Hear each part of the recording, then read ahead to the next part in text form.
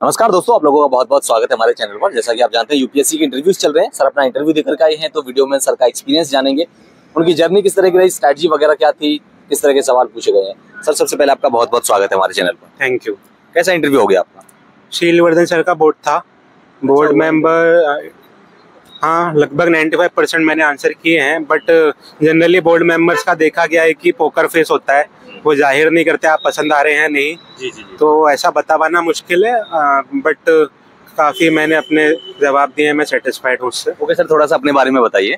मेरा नाम ऐश्वर्य सूर्य है, मैं मध्य प्रदेश के सिवनी डिस्ट्रिक्ट से हूँ। मैंने ग्रेजुएशन IIT खड़गपुर से किया है 2018 में इलेक्ट्रॉनिक्स में, और तब से मैं यूपीएससी के लिए प्रयासरत हूँ। ये मेरा 6वां अटेम्प्ट है, 5वां मेंस और पहला इंटरव्यू। अच्छा, और इसके अलावा ऑप्शनल सब्जेक्ट क्या है आपका? सोशियोलॉजी। सोशियोलॉजी से आपने ऑप्शनल रखा है, सोशियोलॉजी।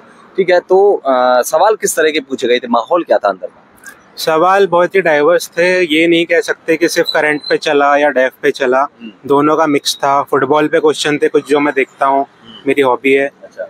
और सोशियोलॉजी ऑप्शनल से था, कुछ करंट पे भी था, ट्रम्प की पॉलिसीज पे था, क्रिप्टो करेंसी पे था। फुटबॉल आपकी हॉबी, एक ही हॉबी डाली आपने या एक से ज्यादा हॉबीज डाली? एक ही डाली, क्योंकि जनरली देखा है लोगों को ज्यादा हॉबीज डाल देते हैं, फिर उसको प्रिपेयर नहीं कर पाते या जस्टिफाई नहीं कर पाते। तो जो मेरी नेचुरल एक थी, मैंने वही डाला। क्या सवाल थे हॉबी से, फुटबॉल से? मेरा ये था कि रिसेंटली एक प्लेयर को हार्ट अटैक आया था, और उसके बाद वापस वो ग्राउंड में खेलने आ गया ठीक होके, तो उसका नाम पूछा था।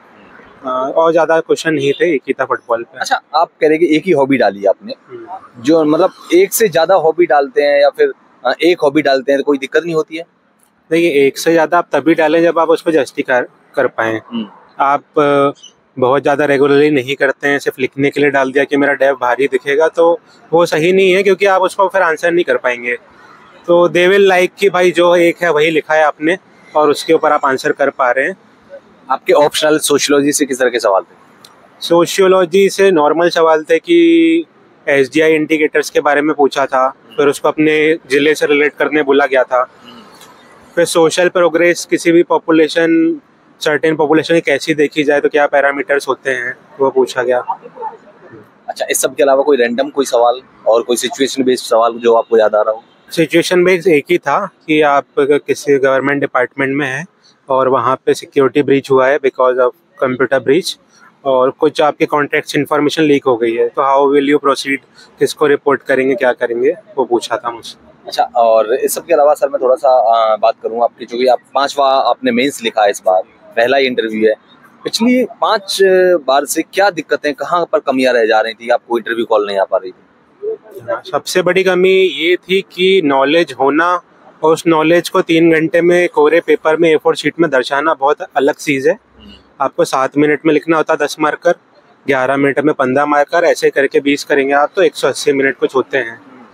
तो अगर आपका पेन नहीं चलता इतना तेज और आप जो सोचते हैं वो नहीं लिख पाते, वो भी एक अच्छे फॉर्मेट में with flow charts, with good introduction, conclusion, with data fact, ज़्यादा नंबर ऑफ पॉइंट लिखना, राइटिंग भी नहीं बिगड़नी चाहिए, अच्छा देखने का एक होता है वैल्यू, तो ये सब करना बैठे बैठे नहीं हो पाता। कुछ लोग होते हैं नेचुरली टैलेंटेड कि उनको ये शुरू से आदत होती है।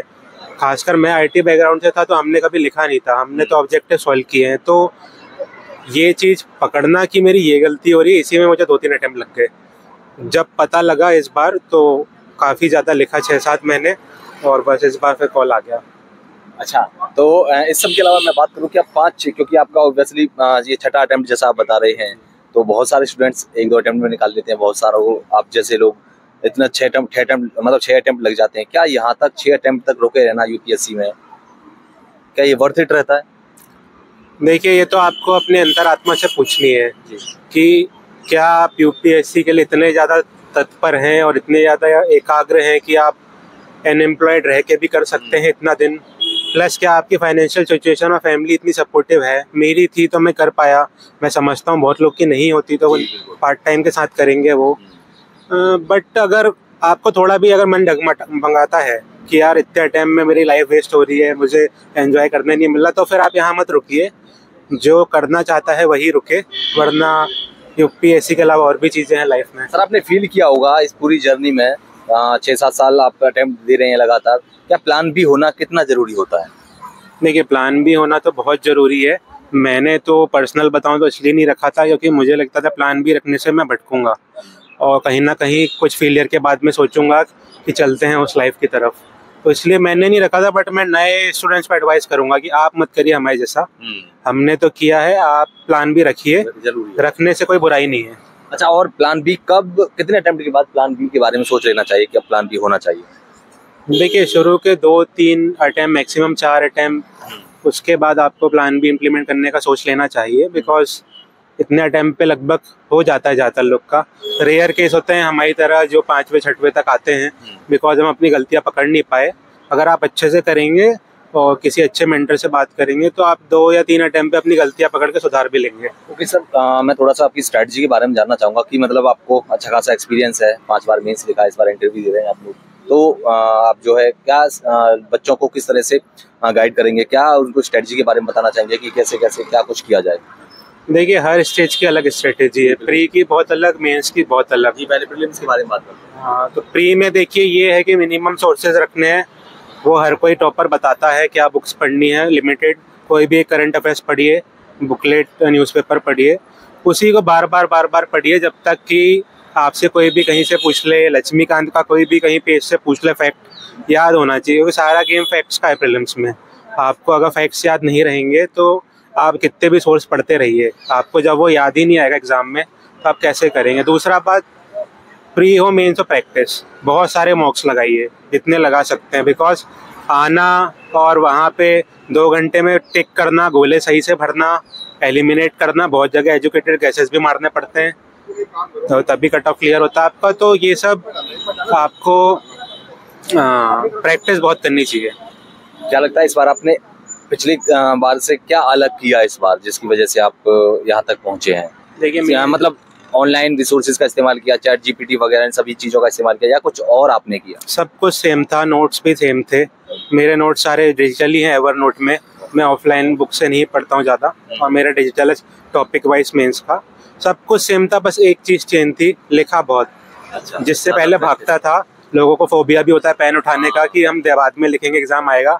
पिछले साल जब 2023 के दिसंबर पे जब आया था रिजल्ट, मेरा नहीं हुआ था मेंस, तब से ही मैंने सोच लिया था कि इस बार मैं 6-7 महीने सिर्फ लिखूंगा, कुछ नहीं करूंगा। और मैंने 2-3 कोचिंग में जाकर मैं रोज लिखता था, 1.5 घंटे, 2 घंटे, 3 घंटे। तो इतना लिख लिया था कि वो मेंस के पहले मुझे खुद आभास हो गया था कि अब मेरा टाइम पे पेपर भी कंप्लीट हो रहा है, मैं अच्छा भी लिख रहा हूँ, कोचिंग में भी अच्छी रैंक आ रही है। क्यों पहले ये सब नहीं हो पाता था, पेपर ही कंप्लीट नहीं हो पाता था। सर, सीसेट के बारे में कोई अपनी स्ट्रेटजी बताइए, सीसेट को कैसे निकाला जाए? देखिए, मैंने अलग से कुछ कभी किया नहीं है। CSAT being from IT background और मेरा मैथ्स भी ठीक था तो मुझे कभी प्रॉब्लम नहीं हुई। और 23 का जो पेपर था उस पर भी मेरे 70 या 80 ही थे। तो तब मुझे रियलाइज़ हुआ था थोड़ा तो पढ़ना पड़ेगा। तो उसके लिए मैंने यूट्यूब में फ्री वीडियोज़ हैं बहुत सारे, एजुटेप का है और एक और है, आप वो देख लीजिए, उनके शॉर्ट्स नोट बना लीजिए फॉर्मूलेस के और प्रैक्टिस करिए। सीसेट में दिक्कत नहीं आनी चाहिए। ओके सर, मुझे आंसर राइटिंग के और बारे में बताइए थोड़ा सा। स्टूडेंट्स जो देख रहे हैं उनको आंसर राइटिंग में भी काफ़ी सारी प्रॉब्लम्स होती हैं, क्योंकि आपने लगातार आप आंसर किए हैं, आंसर लिखे हुए और आपने बहुत सारी प्रैक्टिस जैसा आप बता रहे हैं। तो क्या आपने आंसर में ऐसा क्या किया आपने अच्छा लिखा जैसे नंबर गेन होने चाहिए? देखिए, ऑन द स्पॉट आप आंसर मेंस का नहीं लिख सकते बिकॉज कुछ points back of the mind में होने चाहिए। इंट्रोडक्शन, कंक्लूजन पहले से रेडी होना चाहिए और आप कर सकते हो बिकॉज 80 to 90% मेंस का पेपर आता है जो वो सिलेबस से कीवर्ड से आता है। फूड प्रोसेसिंग हो गया, पब्लिक डिस्ट्रीब्यूशन सिस्टम लिखा है, MSP एंड अदर सब्सिडीज लिखा है, क्रॉपिंग पैटर्न। तो जब आपको सारे टॉपिक्स पता हैं, ये भी पता है उससे ही आएगा, तो आप उनके नोट्स बना के रखिए, इंट्रो कंक्लूजन भी बना के रखिए।